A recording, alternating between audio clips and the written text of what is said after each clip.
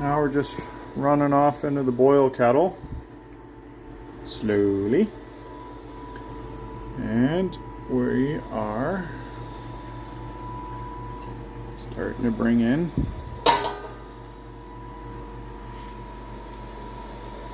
water from the HLT. Now I'm going to crank the temperature up. 167.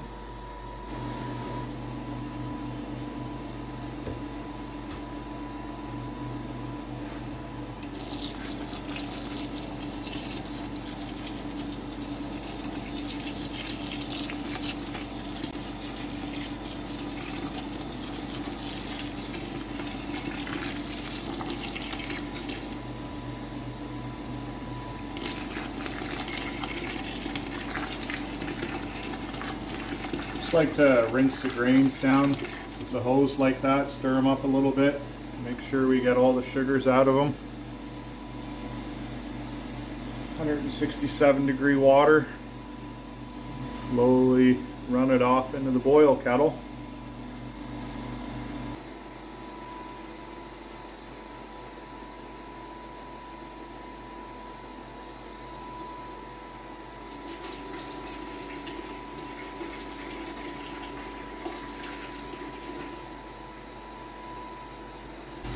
Now that we're sparging,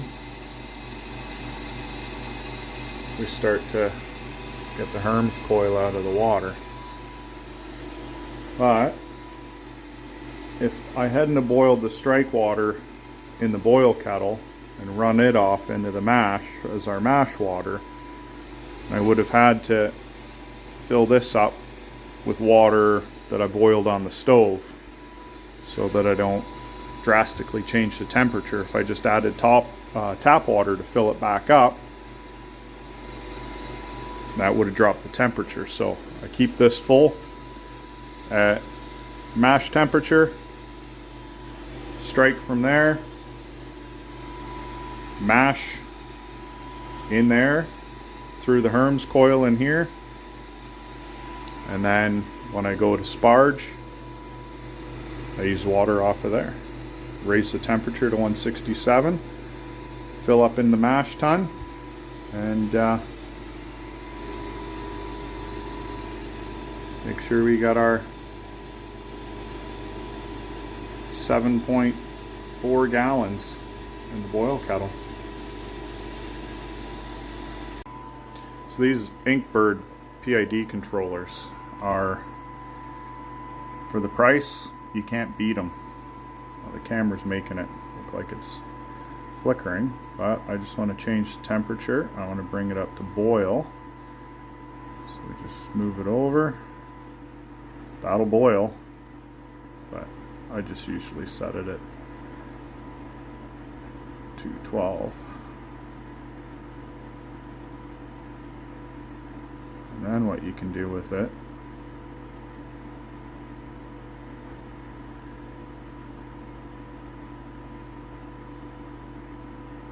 input, output, PID, heat, run auto. We want to select that to manual, set.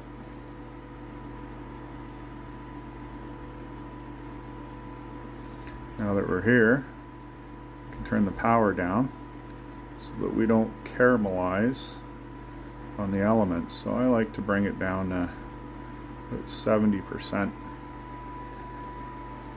That way it just pulses the heat on and off, instead of just continuously keeping the element on and allowing it to caramelize on the elements.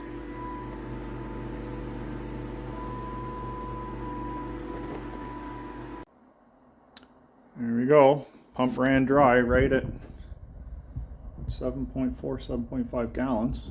So just wait for her to boil.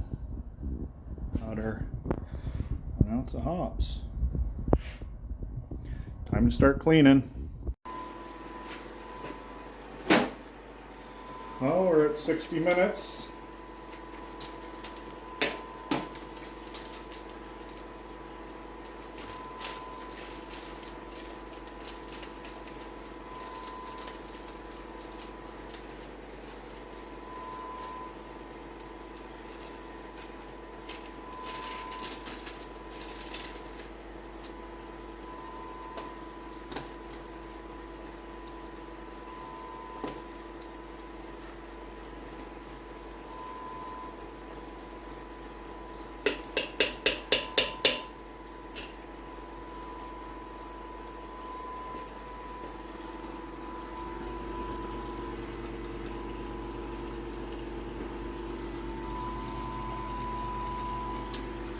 We're just recircling the remainder of the hot water with some PBW for all the pumps, all the hoses. Get that stuff nice and clean.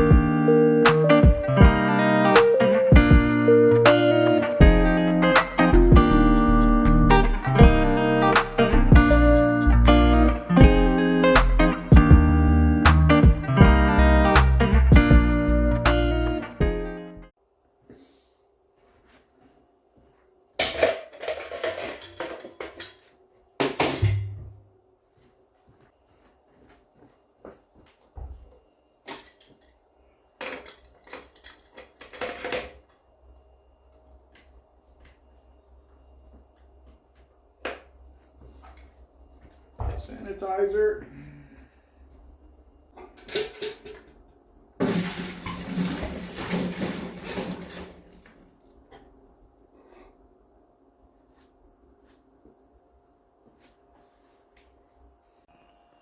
Scissors.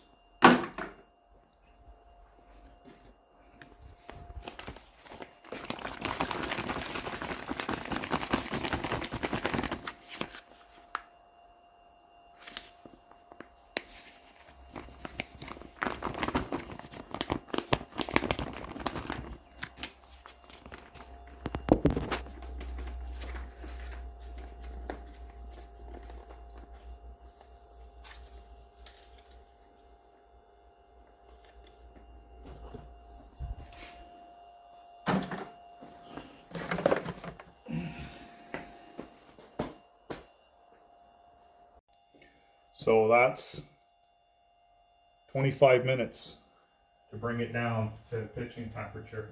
It's pretty good. We're at 1050 post boil.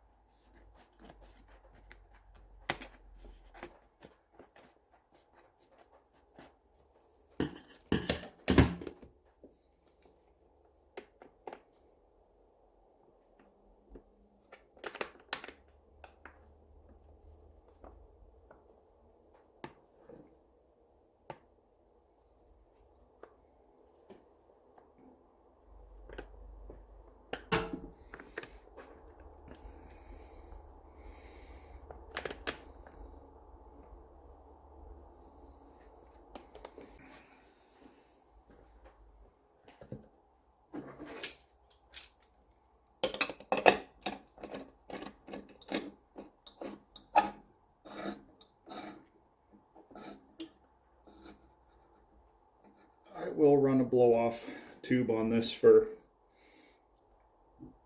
24 to 36 hours, and then I'll switch it over and pressure ferment it at 10 or 12 psi for, I don't know, I guess about a week. Alright, so it's in the fermenter now, wrapped up, heating blanket on it. Yeah, I don't have a neoprene jacket. Can't justify spending the money on it when I got old jackets laying around that fit it perfect. And let's see here. This is a Spike Brewing 7-gallon conical fermenter with the gas manifold on it. What I do is I have a gas line, star sand, gas ball lock fitting, ball lock post.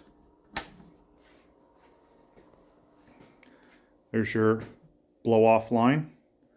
And then when I want to put my spunding valve on, throw the gas valve on here, or sorry, the ball lock post on here, the ball lock fitting on here, and set my pressure. And we pressure ferment. That's it. We'll be back in a week.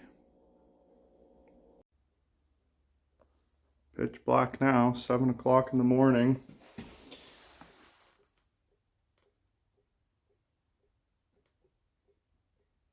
Bubbling away. When I get home from work, I'll switch that over to the spunding valve. Good morning, YouTube. We're back here in the brew barn just for follow-up, see what's happening with the fermentation. So we've been sitting about 10 psi for 2.5 days now. It's naturally carbonating with its own CO2 produced by the yeast. All right, we're back.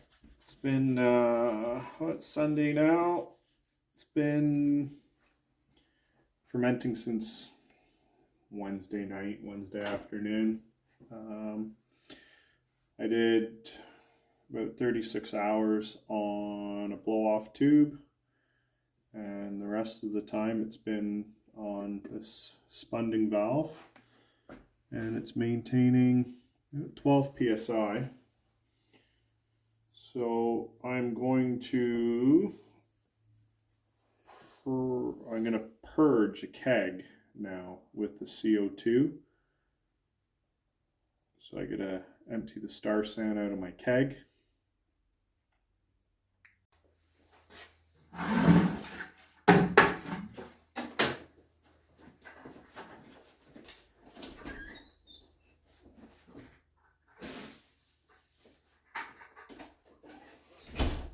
Some dirty star sand in there.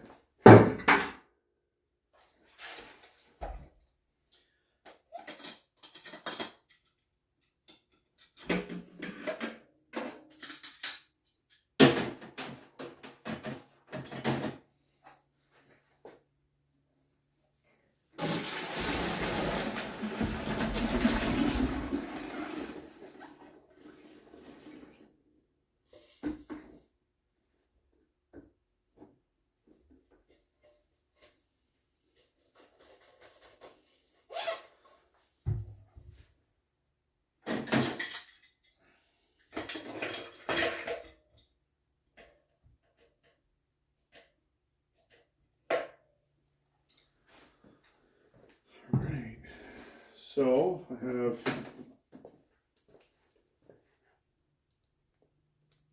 hose with MFL fittings on both ends.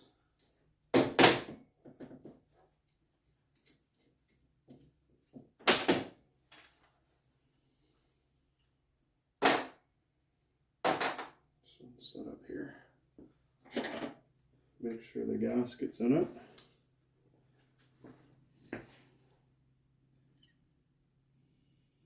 Yeah. Always make sure your little gaskets around that edge there. Always take them apart every end of every brew, and it seems like it's not going in all the way. Maybe it's double gasketed.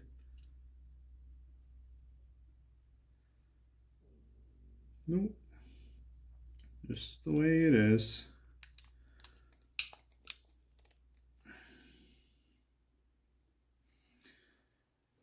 So we got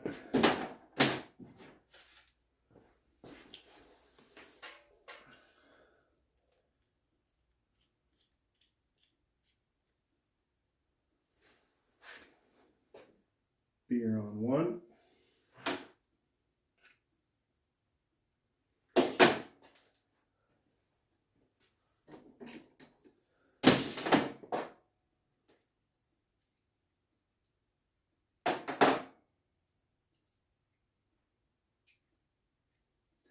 They get mismatched, all these fittings. Luckily they all fit. So you get beer line on one side, beer fitting on one side.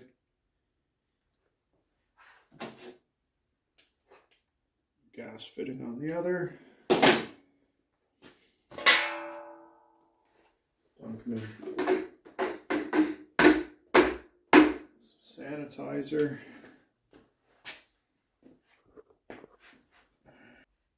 What we do is pop that off of there.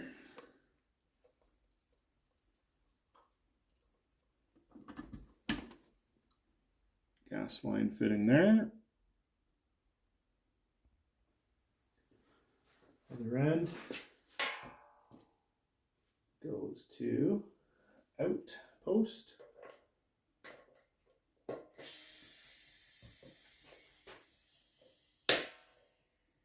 Clipped on.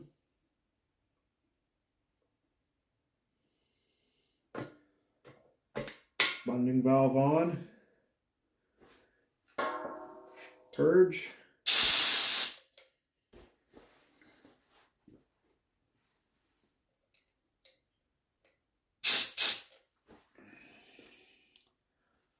Now the CO2 from the fermenter has filled the keg, and it will still blow off from the spunding valve as it's needed at 12 psi. And that's it. Next we will be back to pressure transfer into the keg. Have a good night.